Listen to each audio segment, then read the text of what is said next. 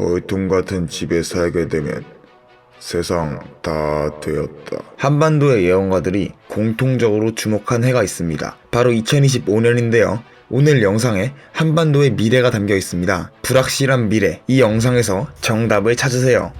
지금도 머리를 단정히 하지 않는 사람을 보고 덕주머리 같다고 하죠. 이는 경상남도 창원시에 살았던 성은 김, 이름은 덕주라는 사람으로부터 비롯된 명칭입니다. 그가 한반도에 대한 예언을 하자마자 그의 인생은 180도 달라지게 됩니다. 사람들은 그를 장복산의 이인이라 불렀습니다. 그는 장복산 꼭대기에 있는 바위들을 붙여서 지은 바위집에 거주했습니다. 집을 지을 당시 거대한 바위를 등에 지고 절벽을 노르는 것을 보고 나물 캐는 나낙네들이 아재 뭐하는 기요? 하고 물으면 응 누구? 하면서 바위를 내려놓는데 바위가 떨어지지도 않고 절벽에 그대로 있었다는 것입니다. 그의 집 출입문은 통으로 된 바위 한 개로 되어 있어 보통 사람은 도저히 열 수도 없었다고 전해집니다. 이 집을 덕주바위라고 하였으며 일본 사람들은 선인굴이라 불렀습니다. 현재는 바위가 무너져 내렸고 그 자리에 덕주봉이란 이름을 붙였습니다. 그가 장복산의 이인이라 불리게 된 데에는 그의 신통한 능력도 한몫했는데요. 언젠가는 친척들과 같이 부산에 갈 일이 있어서 경화역에서 기차를 탈 때 그는 굳이 걸어가겠다 하여 헤어져 부산역에 도착해보니 어느새 그가 먼저 거기에 와 있었다고 증언해 그가 축지법을 갖추었다는 이야기도 전해져 내려옵니다. 그렇기에 그를 장복산의 이인이라 불렀습니다. 또한 마을 축제 때에도 다른 음식은 손에 대지도 않고 양식으로 하겠다면서 술찌개미만 모았다고 하죠. 평소에는 솔잎을 주식으로 하였다고 합니다.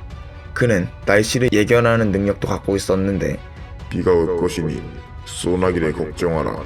하고 그의 돌집에 불이 켜지니 소나기가 내리기 시작했다는 일화도 있습니다. 이처럼 일반인의 상상을 뛰어넘는 비범한 인물이었지만 그 역시 운명을 피해가지 못했습니다. 그의 예언에는 유독 오해 배수가 많이 보입니다. 그가 오해 배수를 주목하며 예언하였던 것인데요. 흰다리가 오면 나라가 망한다. 실제 1905년 5월 일본 해군의 병사들이 다리에 흰 행건을 두른 채 멋대로 군항을 설치하라고 하며 조선에 들어왔습니다. 그 후 그의 말대로 그해 11월 일산의격이 체결되고 1910년 8월 한일합방 조약을 통해 일본의 완전한 식민지로 전락합니다. 하늘 거리에 큰 도시가 생길 것이다. 여기서 하늘거리란 경화동을 뜻하는데요. 1910년 이전에 경화동은 사람이 살지 않는 황무지였습니다. 하지만 1910년 5월부터 일본이 이 하늘거리에 직교형 도시를 건설하며 조선인들을 당시 황무지 땅인 하늘거리에 수용하였는데요. 큰 도시는 조선인들을 수용하고자 일본이 만든 도시를 의미합니다. 오일장이 옮겨올 것이다. 이는 풍호동 해안지대의 장시가 경화동으로 옮겨올 것을 의미합니다. 당시 1910년까진 풍호동의 5일 장시가 열렸지만 일본 해군의 비행장 건설로 경화동으로 옮겨갔는데 이를 예언했습니다. 웅동에서 뱀들이 꼬리를 물고 몰려올 것이다. 1905년부터 일제는 웅동에 일본 해군 기지까지의 물을 끌어올 수원지를 건설하는데요. 여기서의 뱀은 이 수원지를 이어줄 송수관을 뜻합니다. 일제가 지을 수원지를 정확히 예언했습니다. 그의 마지막 예언은 대한민국의 미래를 예측하는 중요한 예언입니다. 그는 이 예언을 한 직후 일본 헌병의 불시검문을 받게 되는데 이에 불응하여 달아나다 장복산까지 수색을 하러 오는 것을 보고 장유면으로 피신하였는데 불행히도 그 이후 아무도 그의 행적을 알 수 없게 되었습니다. 벌통 같은 집에 살게 되면 세상 다 되었다. 해가 돈다. 길을 펼친다. 벌통 같은 집은 무엇을 의미하는 걸까요? 이는 오늘날의 아파트로 볼 수 있습니다. 세상 다 되었다라는 말은 의견이 나뉘는데요.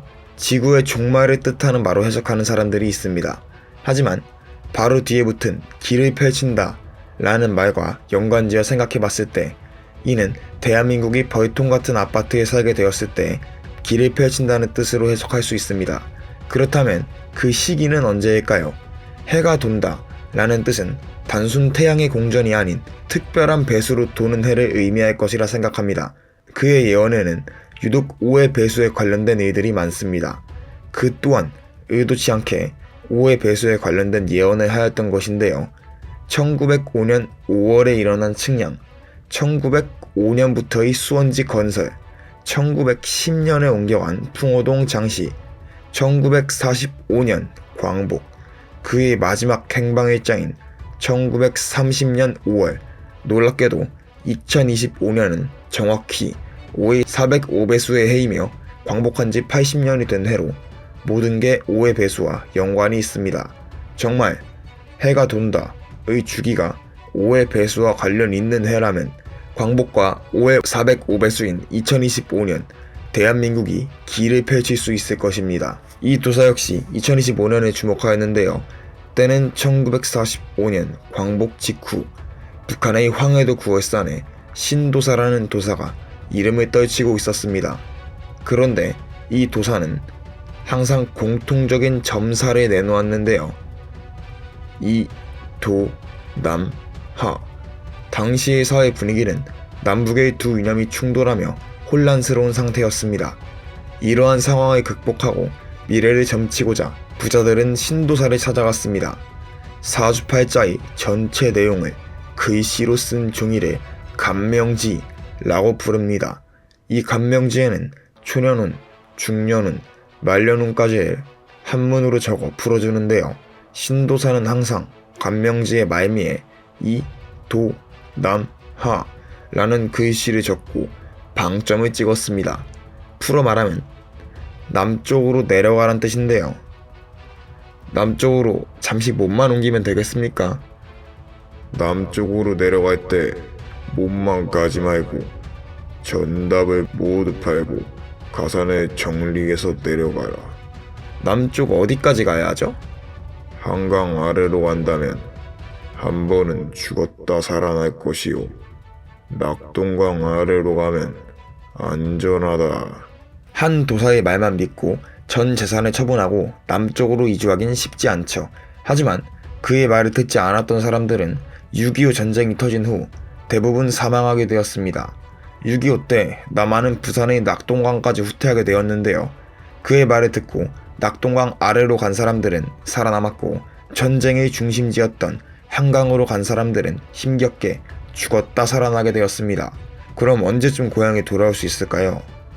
당신 자식 때나 손자 때까지는 돌아올 수 없고 증손자 때가 되면 주상 위패를 들고 돌아올 수 있을 것이다. 가장 좋은 애와 가장 나쁜 애는 공존한다. 위패를 들고 돌아올 때가 다가오면 이 나라는 비로소 기운을 펼칠 것이다. 첫 번째 미스테리는 조상 위패를 들고 돌아온다는 뜻인데 위패는 제사를 지낼 때 쓰입니다.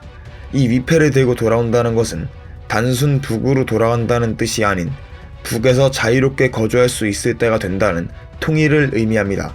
그렇다면 두 번째, 언제쯤 통일이 일어날까요? 신도사는 가장 좋은 해와 나쁜 해는 공존한다는 말을 덧붙였습니다. 유감스럽게도 1905년, 1965년, 2025년 전부 을사년의 해입니다. 1905년엔 을사늑약이 체결되며 그야말로 대한민국에게는 최악의 해라 볼 수 있죠. 60갑자는 10간과 12지의 결합으로 60년의 주기로 돌게 되는데 1965년은 우연의 일치인지 그의 손자가 태어나게 되었습니다. 이러한 분석으로 봤을 때 그의 손자는 1965년 을사년의 푸른 뱀띠의 해에 태어나 2025년 다시 을사년 푸른 뱀띠의 해로 60갑자가 돌아 다가오고 있습니다. 최고의 해와 최악의 해가 공존한다는 예언에 미루어 보았을 때 어쩌면 60갑자가 돌아 그의 손자가 태어나고 또다시 60갑자가 도는 2025년이 대한민국의 최고의 해가 될 수도 있겠습니다. 오늘 이 예언 때문에 영상을 제작하게 되었는데요. 한반도의 미래를 정확히 예측한 인물인 이감용 처사의 예언에 대해 알아보겠습니다. 그는 한국 전쟁을 비롯해 한반도 미래의 운명을 예언했습니다.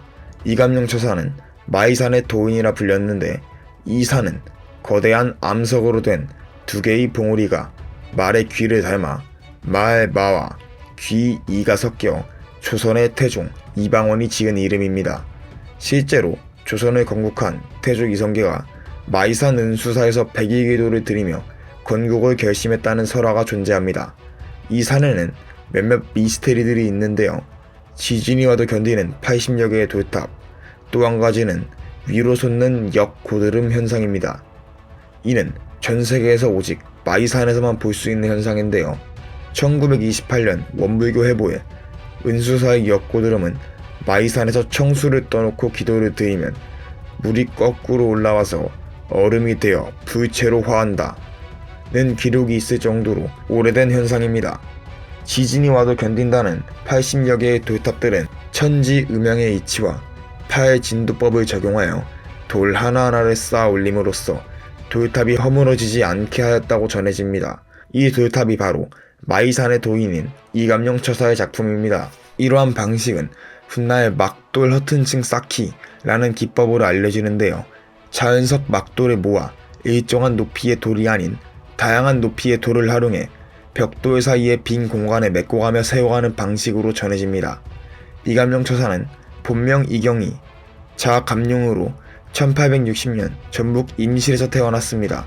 그가 처음 마이산으로 들어온 때는 1885년인데 마치 예수님이 속죄하듯 조선 백성들의 구제와 죄를 속죄하는 의미에서 매일같이 돌탑을 쌓아가라는 신의 계시를 받게 됩니다. 그 역시 김덕수 도인처럼 축지법과 같은 기이한 힘을 가지고 있었다 전해지는데요.